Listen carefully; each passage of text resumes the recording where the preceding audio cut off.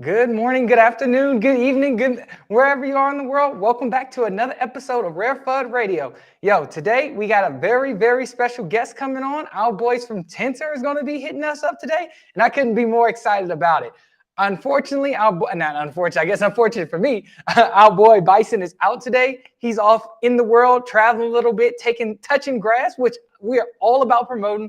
But don't worry, your boy is going to be holding you down today. So let's just jump right into it. Man, I ain't gonna lie to y'all out there. Right now, the solana market is down bad, man. It is rough out there, dude. It is no joke. But regardless, we got to keep pushing on. So let's head on over to Sniper and see what's going on over there. right now, Solana's at $25, which, I'm good. Now, if our boy Joe decides to come through, our boy Joe's a wild card. So who knows if dude's going to show up, but I hope he does, even if it's just for a split second. But Sol sitting at $25, and I really have no idea about price action, guys. I'm probably the least TA-focused person on this show because I'm more of a narrative trader. But shoot, I ain't complaining about a $25 Solana at all. Unfortunately, dude, we're sitting around 26,000 unique buyers and 53,000 sellers, man. So clearly there's a lot of sell pressure, but I don't really know how much lower the NFT market is going to go right now, because if we have this little buyers and nobody's really buying at these levels, it's like maybe it is a good bottom. Sorry, buying a lot. If a lot of people aren't buying at these levels, maybe it is a good time to start buying, because maybe we might have bottomed out. But I still want to see things range here for a bit before I decide to pick up anything. Scrolling on down, we can see the heat map and see what the volume of the collections. Like MATLAB's pretty much the dominant project on Solana right now. It's sitting at 60 SOL. I don't think that's a pretty bad buy. SMB, I cannot believe, dude, we are sitting at 100. And like the heist is just getting absolutely destroyed. I think we've seen something similar to this in the lead up to season 2 of Remnants, with Remnants or whatnot. So it's not surprising. And then with reduced emissions, even though emissions have been cut in, I think, by over half in Nana, maybe people have perceived that as a bearish event, but we're seeing a massive sell-off from the heist from its highs around 24 to 25. But yeah, it is definitely brutal out there, guys. Somebody in the chat was like, what's touching grass? Look, boys, sometimes even myself, it's like I'm struggling to know what touching grass is, just because it's so difficult to find time. You got to be 100% involved in this market. But before we get into Tensor, we can just talk about a little bit of projects that's going on out there that I'm thinking about picking up while we have this market downturn. Because even we've been ranging at these lows for a bit now, so it's a little bit hard to see things going lower than what they are. So let's head on over to Tensor. Let me share my screen with you guys.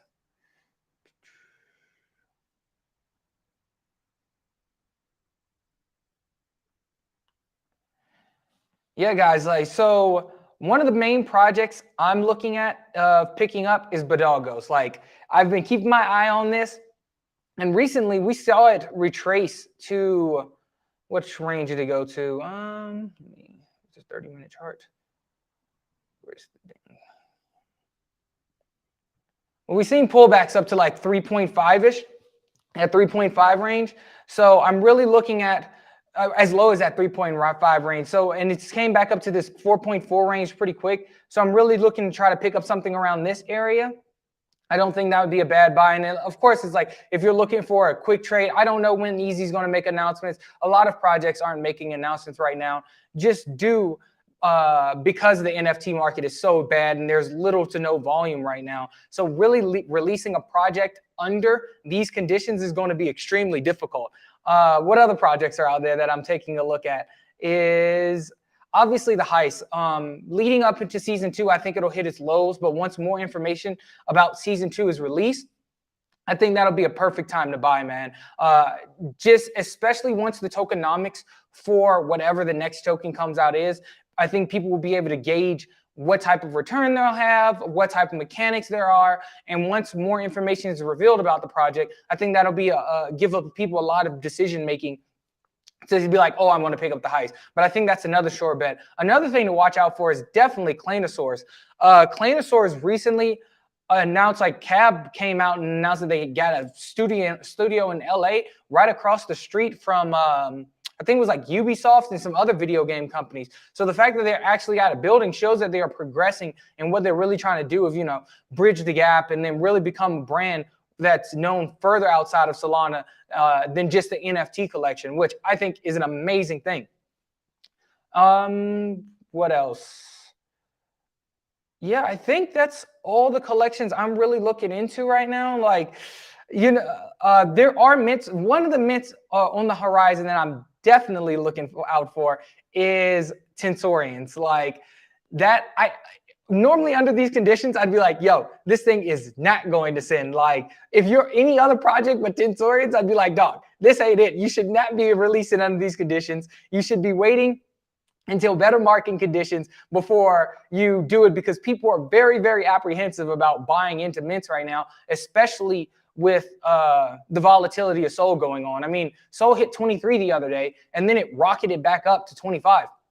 So it's like, with all the volatility, who's to say that Sol's not going to continue to pump and we hit 30, 32 again? So minting, I don't know, but with Tensorians, which I can't wait for Tensor to come up and talk about it and see what they have in the works for. I just think right now people are bored in this market and looking for something to do. And the fact that people have been grinding out for these Tensorians points this entire time will give them ample opportunity to finally ape into it and actually have a good trading opportunity.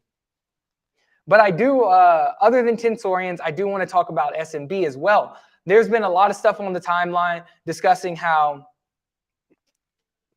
sorry guys, there's been a lot of stuff on the timeline talking about like, oh, is SMB over? Like, oh, the mint was unsuccessful. And in my opinion, I don't really think that's the case. With SMB, like the entire goal was to raise enough capital in order to pay back the loan and finally gain the IP rights. And they did that. Now they have ample runway to do some pretty awesome things coming up in the future. SMB is known for being at all these events. Pretty much any crypto related event you can think of, and always doing something there.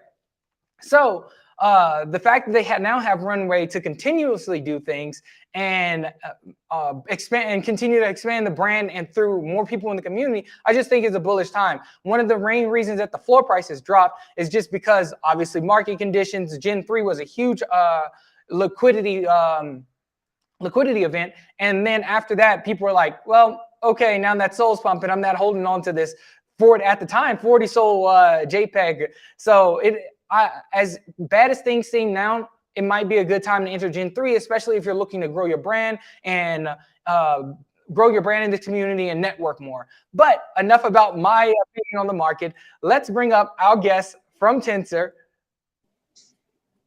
What's going on, man? How's it going? Hey, how's it going? Oh, good. Let me bring up my boy Shake as well. What's going on, dog? How you doing? Welcome. Yo. I like how you put Google member. So, is it Illinois? Yeah, just Illinois. Illinois? Whatever you want. Oh, well, thanks, dog. Welcome to the show. Happy to have you on.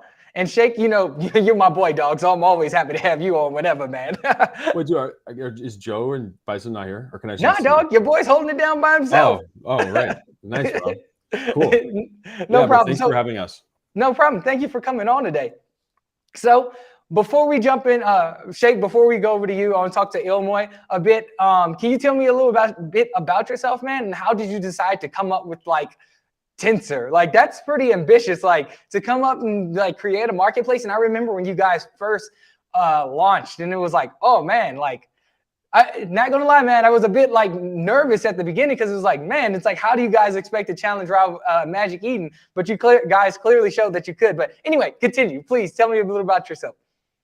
Yeah, probably the least interesting part of the podcast.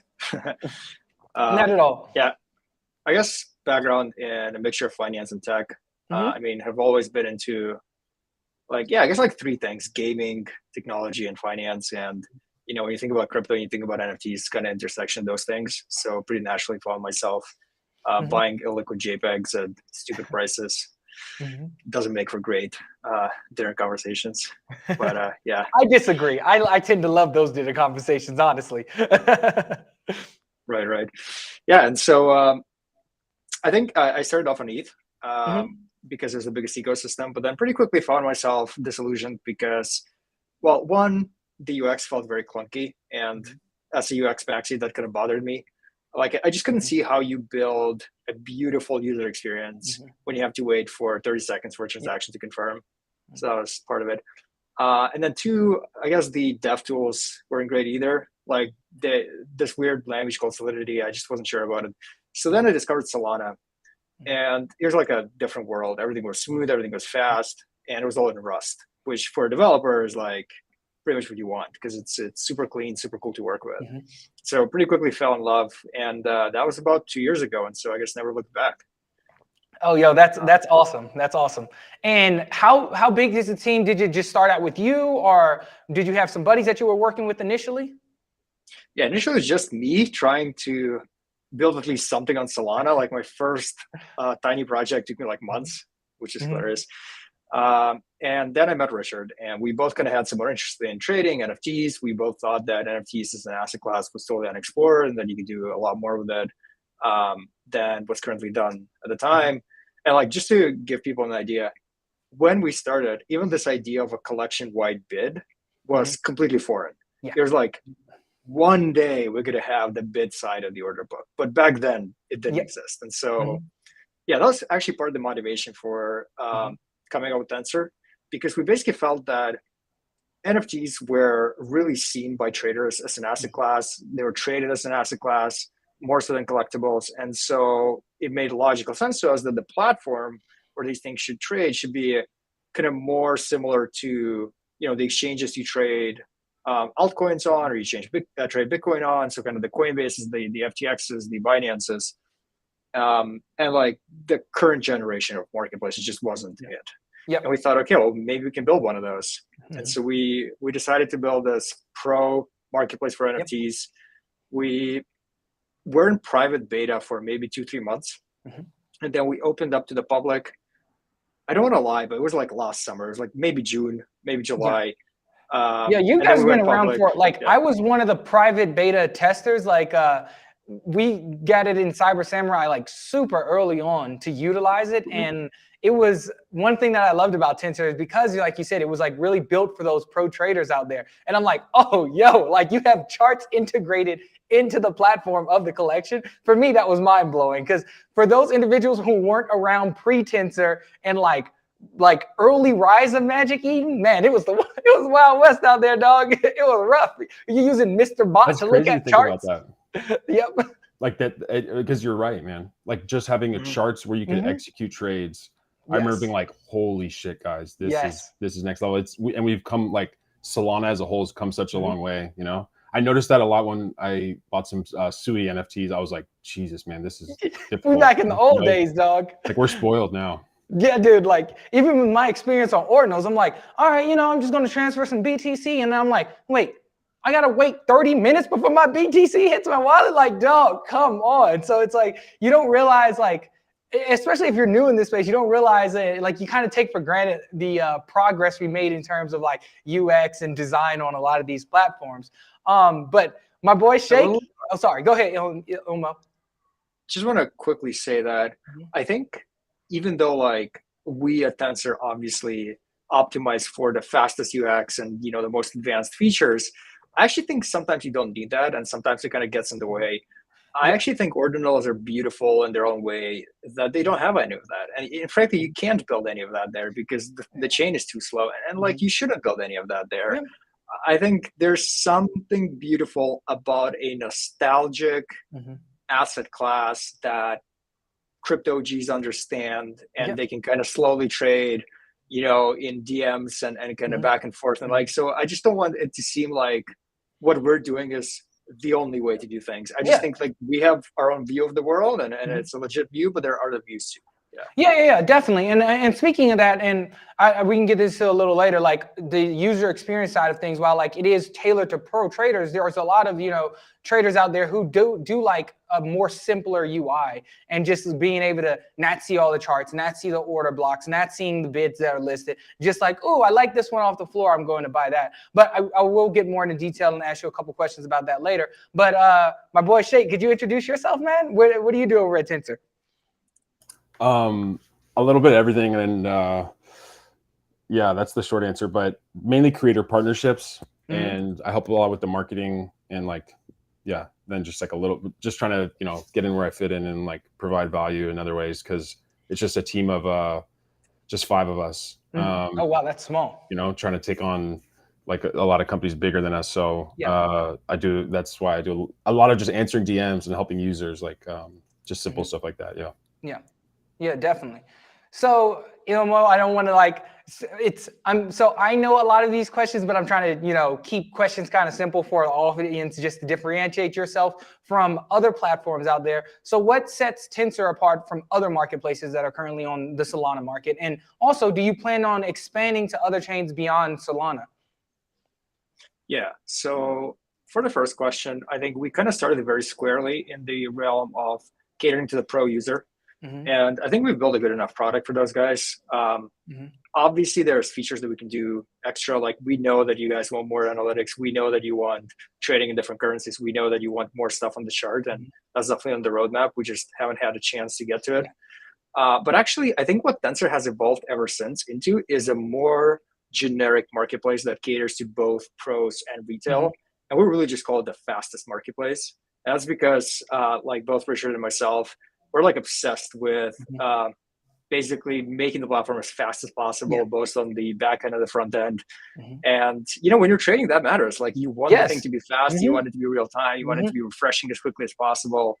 And so at this point, I would describe Tensor as the fastest marketplace on Solana. That's how we put it. And then to your second question, I think it's totally reasonable to say that at some point Tensor is going to be multi-chain. But at this point, our eyes are pretty squarely focused on Solana. We think there's a lot of interesting stuff you can do here.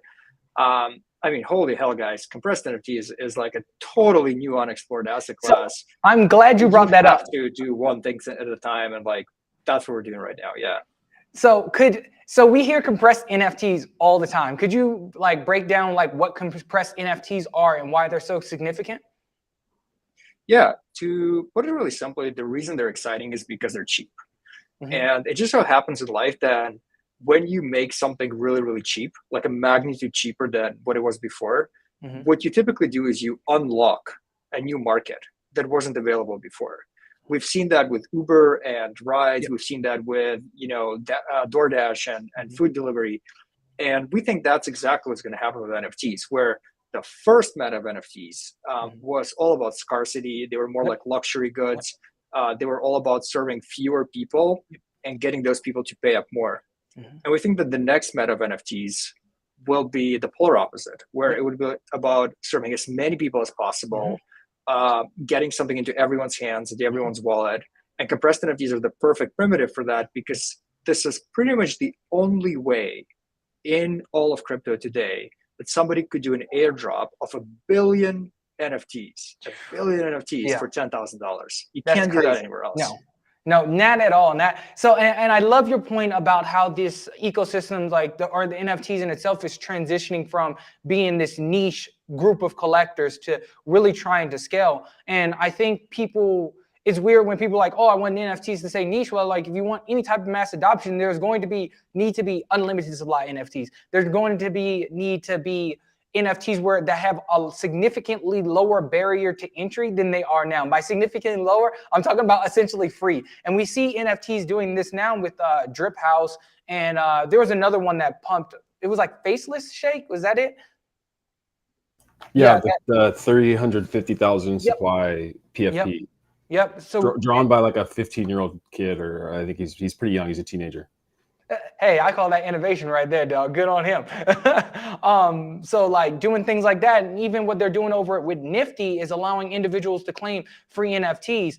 So that route, I think, has more long-term sustainability and I guess benefits mass adoption for NFTs by this niche scarcity thing. Don't get me wrong. I do think that industries will adopt this scarcity model because it does provide a value and opportunity for individuals who want to have that, luxury brand or that kind of status that you're looking for when you buy a high value NFT like a Boogle or something. But yeah, I definitely think that's the route things are going. Do you think we should make Boogles compressed? Should we make Boogles compressed NFTs? I think you should make Boogles compressed NFTs. I think that'd be cool. Yeah. You just have to burn the original one. I mean, but that's easy, right? Shake, do you want to pave the way there? Dorian, this guy makes jokes about Boogle literally every day. He thinks it's so funny to shit on Boogle and go and how I'm like dumping on retail. Sorry, guys. I got this truck going by that likes to buy wash machines and mattresses. This is just a daily thing in Mexico. But anyway, I mean, Jordan, I'd be kind of curious what you think about like the compressed part of how, because what I've found is a lot of users are they don't think it's that interesting because they want to buy things that 100x. They want to buy something for $100 that goes to $10,000, and like that's like what a lot of the current audience wants to do with NFTs. Yeah. How do you think it? Like, I'm just curious what you think as like because you're an NFT trader and collector. So I am a collector, and when I think about compressed NFTs, I don't expect to make profit on them. So people are bearish on things that they don't make profit on, even though if it's beneficial in the long term, because they're so short-sighted. So I'm very bullish on like things such as compressed NFTs. But for the average trader out there who's just trying to flip his way to like, I don't know, to the moon, I guess, I can understand why they would fade a little bit. But just because the NFTs compress doesn't mean you need to do 30,000 of the said NFTs. If I'm not mistaken, compressed NFTs significantly reduce the cost of minting. So even if you're not, you can still do a 10K collection, but make it compressed and you're still saving money. So it's more tailored towards developers and creators than it is for traders. Well said. Thanks, Doug. What do you think, though, Shake? That said, though, I don't think, the fact that it's cheap to produce one, it doesn't mean that one has to be cheap. Yeah. Right? Yeah. So I think for us, we're pretty curious to see how these things develop. And if I was to place my chips, I'd say that we'll see both. We'll see compressed NFTs that are worth nothing, like literally zero. And we'll see compressed NFTs that are worth a lot. Because ultimately, you don't, because you buy a faster internet connection, it doesn't make whatever you transmit less valuable. So I think that's kind of the best way to think about it. Yeah, completely agree. Shake? No, that's spot on. And like, I think the coolest, you can see this in Drip and Dialect, where they regularly have certain pieces that are rare that go for multiple SOL. I mean, Drip has had things go for like 20 to 50 SOL for some of their early, really rare ones. And so just totally free. And they're part of collections with our, 6 figures in supply. So yeah, and it kind of gets you to the point of like how are NFTs different than tokens, right? Which is like something people always talk about. And like one of the things is that you can kind of manufacture scarcity within the group. So you can get distribution and have high-end items. And I feel like it's actually, I could ramble on about this, but I feel like that's actually what a lot of PFP creators are missing. They understand that they need to have rares in the collection, but their whole collection is trying to be a rare item. It's a 5K, it's a 3K, it's a 10K. When like really, I think it gets interesting when you do 100K free or really cheap, and then maybe you have a 10K within the 100K that's like, that's the exclusive scarce group or something, because everybody's so focused on cutting supply, delist. And it's like, dude, that's kind of the opposite of moving towards mass adoption. We all say we want mass adoption, but then we're all making fewer, scarcer, more expensive NFTs. It doesn't make sense, Yeah. But like, people don't want to hear that because they like they want to be like the next D-Gods or something, which like is cool. And that will always exist to me, but we need to look more on the other end of the like bell curve, Or more towards the middle of the bell curve, I guess. Yeah, I completely agree with you, man. I think one of the best use cases for compressed NFTs could be in gaming. There needs to be a lot more development in Web3 gaming right now. Like, we're not there, but I think we will get there. And compressed NFTs is one of the best use cases for that, in the sense of having unlimited amount of a certain item. Like, yes, he's like, oh, this item, this NFT is worthless, but it's not about that. It's about your ability to own that asset and trade that asset to another individual if you want to, not how much can I trade for. And I think that's the problem, not problem, but just a side effect of being early in this market, is that we're so trained to think, oh, I bought an NFT, I'm supposed to make 1,000x off of it, when that shouldn't be the case. Most of the time, these are supposed to be collectibles, and I think that's the route we're going to, where they sell for free essentially, or you trade for another item. Just like even there's a cost of buying a pack of Pokemon, Yu-Gi-Oh, or any type of card game out there, but like the floors essentially are the commons. You just trade those in bulk or sell them or just throw them away. And I think that's how most NFTs will be, but there will be those out there who have and retain some type of massive value. So sorry for getting sidetracked on the compressed NFT conversation, just because I mean, Dude, I'm trust interested. me, we love it. We're usually the ones who are people have to tell us to shut up about compression. At least me. No, dude, I find compressed NFTs exciting, and I think here goes another good use case for Solana is that it's, as you said, Moy is just one of the best chains that can only be done here. Like you can't do something like this on ETH, man. I don't care how like in its current state, that's not going to happen. And a lot of chains, other chains out there, like such as Atom and Cosmos, it's like I just don't think they've been as battle tested as Solana has, and that can withstand that type of volume and especially with Fire Dancer coming out and the constant developments that we're having within the ecosystem. I think this is compressed NFTs is one of those drivers towards mass adoption, and I think the bullishness in the future of Solana. Anyway, let's move on back to you guys. I do want to talk about marketplace royalties. Obviously, this isn't such a hot topic anymore, but how do you guys handle royalties on Tensor in terms of how much goes to the creator and how much goes to the marketplace? Yeah, so we basically, for people who may not know, on Solana right now, there's sort of like two ways you can mint an NFT. You can mint it as a normal, traditional legacy NFT, or you can mint it as something called programmable NFT, which is a standard by Metaplex. If you mint it as the latter, as programmable NFT, then royalties are enforced. So to be honest, all marketplaces are the same there. We just enforce royalties. Mm-hmm. For the legacy NFTs, royalties are optional on Tensor. So you as the buyer can decide how much you want to pay, 0%, 50%, 100%. Mm-hmm. And then for compressed NFTs, because we're currently the only marketplace on Solana that supports it, we actually enforce royalties voluntarily. So the standard is still the normal one, but we fully enforce royalties. Okay. Now, and I do want to talk about user acquisition. Like one thing you guys did, it's when other marketplaces within the ecosystem were messing up terribly, like god awfully. You guys were the prime marketplace, and I think that's one of the reasons that you propelled yourself to the top. But on top of that, you had your Tensor points. Could you go into detail about like what Tensor points are, how do you acquire them, and what they'll be used for? Yeah, so Tensor points are basically is our rewards program. And you can get them really simply and basically doing one of three actions. You either bid, you list, or you market make. That's it. It's really that simple. Mm-hmm. And anybody who does that will naturally accrue points over time. And then we convert those points over time into all kinds of interesting rewards. The current one that we're working on is the Tensorians collection that is coming out in 2 weeks, less than 2 weeks, on the 7th of August. Yeah. But that's public, so yeah. I was like, drop, unfortunately. Yeah, it is. I'm like, did you just drop alpha for us, dog? Yeah, and so it's just really a way for us to reward users, especially early users that choose to trade on Tensor when like we're still small and like in the grand scheme of things, I guess there's always room to grow. So yeah, that's basically how it works. So when Tensor points or whenever Tensorians come out, are you guys worried about like, oh, I know users saying I no longer get Tensor points and then migrating over to other platforms? Or do you have ways that you guys are continuing to or plans to continue to incentivize users to utilize Tensor even after the Tensorian mint? Yeah, absolutely. We're definitely planning to continue incentivizing users. We are constantly experimenting with what we're doing. Because one, we don't want people to be gaming the system because that leaves others in a bad situation. Mm-hmm.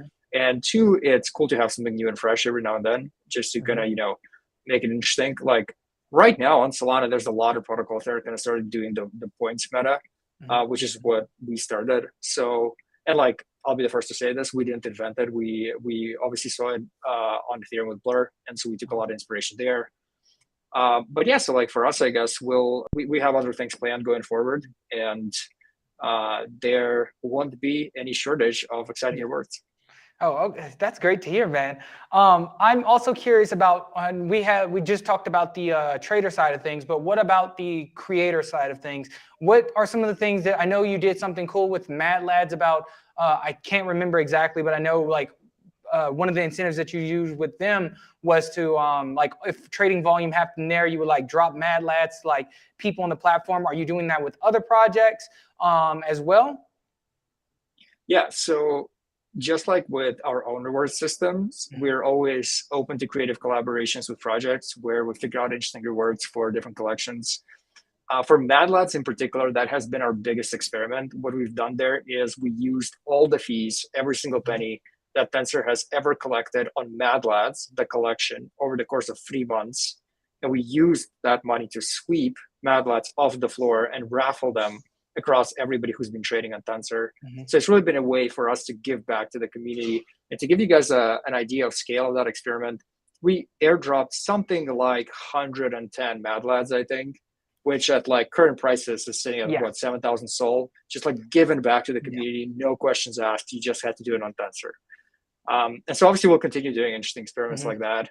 I think one of the biggest learnings we had as a team since starting is that unlike DeFi, NFTs is as much about the trader as it is about the creator. And so for us, when we think about growing Tensor, both are absolutely a first citizen. And we want to build a product that is totally awesome for trading, but we also want to build a product that is totally awesome for creators that want to launch with us, that want to do interesting things, because ultimately without creators, there are no NFTs. Yep. Well said, man. Completely agree. Now with Tensorians coming up, could you drop any alpha about what Tensorians are going to be used for? How are they going to be integrated into the Tensor ecosystem? Or any of your plans that, you don't mind giving out around Tensorians? Yeah, so I can't give you any specifics because it would ruin all the excitement, but I can give you a good analogy. So the way to think about a Tensorian is, so you decided to use Tensor. That's kind of like you walking into a Porsche dealership. And you're like, you walk into a Porsche dealership, all the cars are pretty, you're like, all right, I'm gonna get this car. And you decide to get no extras, like literally the bare bones version. Hey, it's still one of the freaking fastest cars you can get in the world. I'll take a base model Porsche all day. I'll take a base model Porsche, yeah. And so like that's Tensor without Tensorians.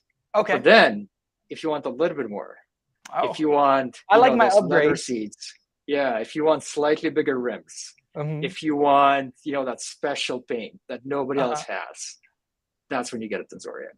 Okay. And so the product is still going to be as functional for absolutely everybody, because we're not planning to gate features. We basically want everybody to have access to the awesome stuff we build at Tensor for free forever.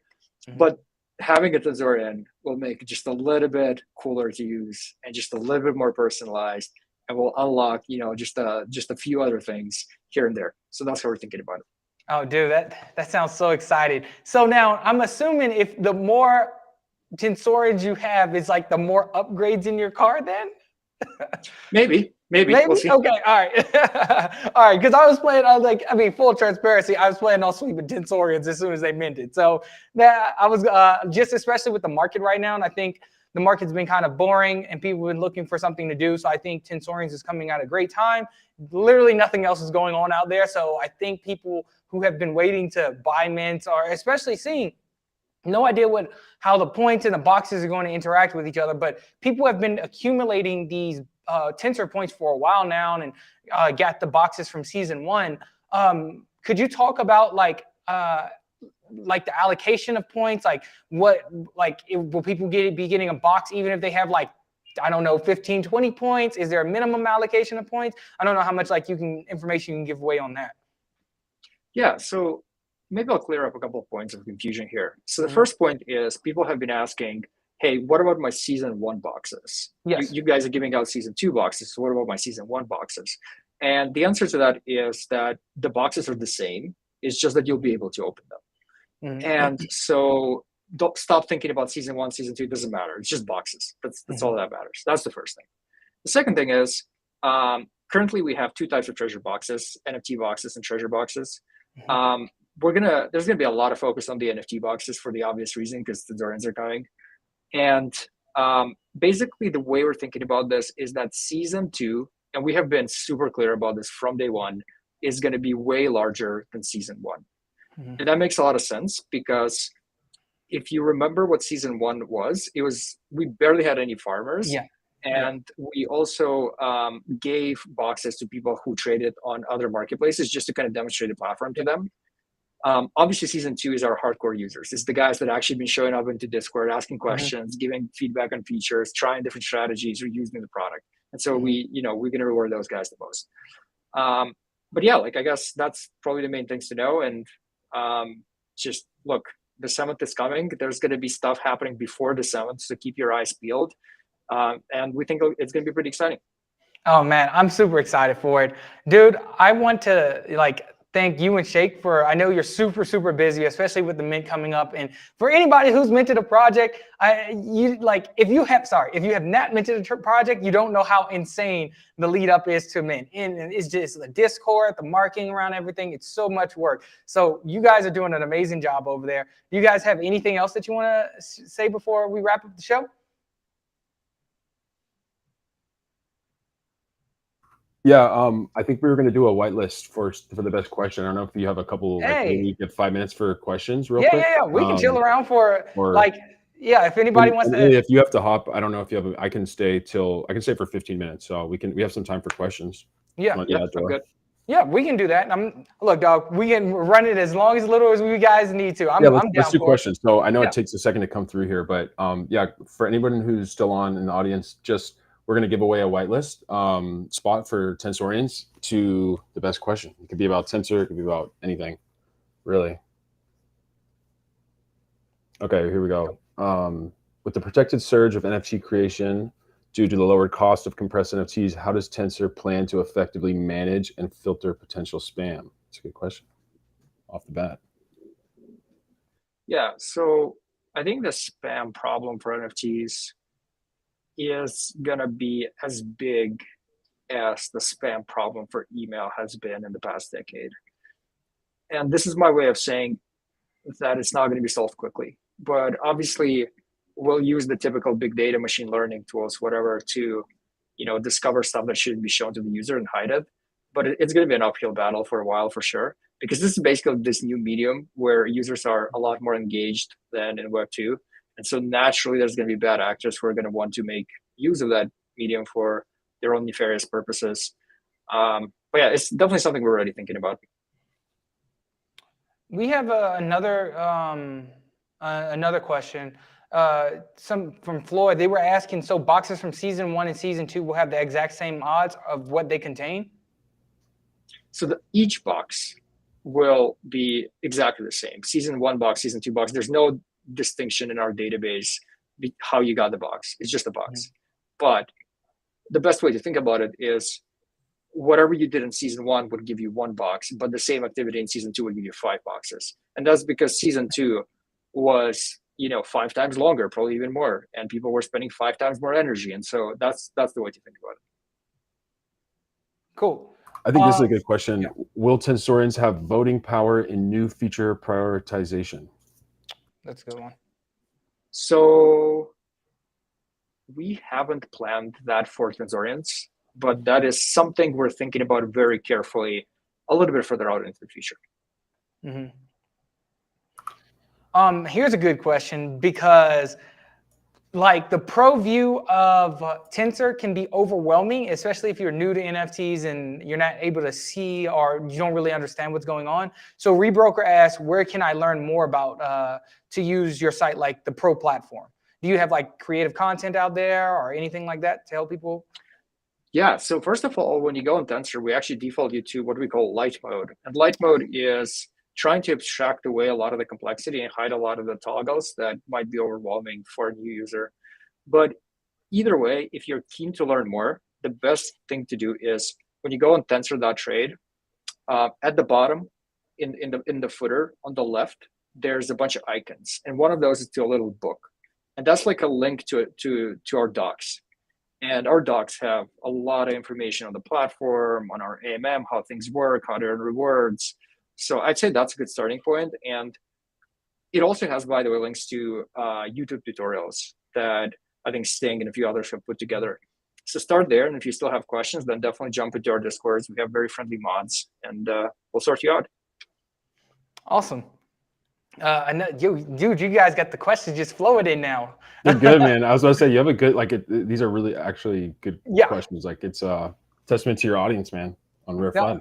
Oh, thanks, man. Yeah, our audience is pretty top tier. I didn't want to say it, give them too much credit, other than when they front run us, which is often, but it's all good, man. Yeah, dude, man, it's so funny how that happens. You don't call them like, do you have like a cringe name? Like, you know how like Jake Paul would say it's the Jake Paulers? Like, are they like the fudders, the rare fudders? The RareFUDers? I don't know. Maybe we should coin it now. The RareFUDers over here fudding us and front running us. Fudding and front running, dog. Oh, did I say DS in there? Familiar face. Fellow esteemed Google member. Of course. Shake's bringing all the Boogles now. Thank you for the Boogle Cloud, Shake. Okay, let's go through. So Momo Don had another good question. How do you see Tensorians evolving with the platform over time, and what potential features might holders expect? Again, guys, I can't share everything right now because at that point it'll be boring going forward. So you'll just have to wait and see. But I think the Porsche analogy is the one to keep in mind. Like, you're going to be getting a car, and you're going to be getting upgrades for that car as time progresses, and it'll only get better. But like, the point I really want to drive home is, I think the biggest difference about Tensorians versus every other collection out there is that we're not starting with an NFT. We're starting with a product that 100,000 traders use every month, and we're creating this collectible that is going to make your experience of the existing product that hopefully you guys already enjoy using even better. So it's sort of going in the other direction, where the whole purpose of these things is to make the product that you guys already love and use even more awesome. So that's the best way to think about it. Yeah. From a trader's perspective, I like the fact that you guys focused on product first, and that just seems to be how a lot of collections that are doing well, specifically you guys. Obviously, you haven't launched yet, but I think Sharkify too. They came out their NFT first. But I know Heist too. They already had a previous product before they launched the Heist. So a lot lot of collections. And Backpack too, right? What's that? Backpack and Backpack, Mad yes, Lads, the right? prime example. Yes, Yeah. Backpack. We can't believe. Shout out Armani. Yep. Yes, Backpack, great example about like the projects that have been releasing a solid product prior to an NFT have been doing a lot more successful than how it was back a year ago, where people were looking to raise first and then product later. So yeah, definitely agree, man. And I can add something quickly in there too. Like, when I think about NFTs, it's a lot of a game of attention. Like, everybody's trying to, scream out onto Twitter about what they're doing and get people's attention, whether it's the art or their staking mechanic or their game theory stuff. And at Tensor, we have 30,000 people checking our site every day. Whether or not they're buying, people go on there to look at prices, look at their portfolio, like use it as a wallet, and a lot of different things. And so that's why it's just a uniquely exciting opportunity for me. Like, I have a project, which obviously you helped me on, Dorian, Cyber Sam's, right? And like, we built a product that had like 1,000 active users, and like I thought that was crazy, like 1,000 weekly actives, and that was really exciting. And this is just exciting on a whole nother order of magnitude. So that's the other thing I'll say about kind of like what the question. I actually forgot what the question was, but it's the first time something like this has been done, and we're taking it really seriously. We're not just going, hey, here's this thing that it's a piece of art and forget about it. Like, we look at this as like one of the best things we can do for our community and our growth long term. Yeah, actually, okay. I'm feeling creative, so I'm going to share a bit more. So basically, the way we're thinking about Tensorians is, hopefully you guys think that we're a capable team and we can build cool stuff. Yes. And we're taking Tensorians as serious as we're taking our product, where we wouldn't be launching this if we thought that, okay, yeah, let's just airdrop these pictures to people and move on. No, it's going to be something that is part of your product experience day to day. And the other thing I will say is, I think, so there's kind of like, there's two sides to Tensorians. There's the product side, where like, yes, it's going to be this upgraded version of Tensor that you can use. But there's also the branding side and the identity side. And to us, we thought really deeply about what makes Tensorians Tensorians. And we came to this conclusion that basically there's a couple of things that unites us. One, we're nerds. We actually enjoy, doing the nerdy things, like nerdy movies, nerdy stuff, thinking about technology, thinking about trading. Like, trading is a nerdy activity. Like, you have to go and research and think and kind of like, it is nerdy. That's why I'm probably fitting this space pretty damn well then, huh?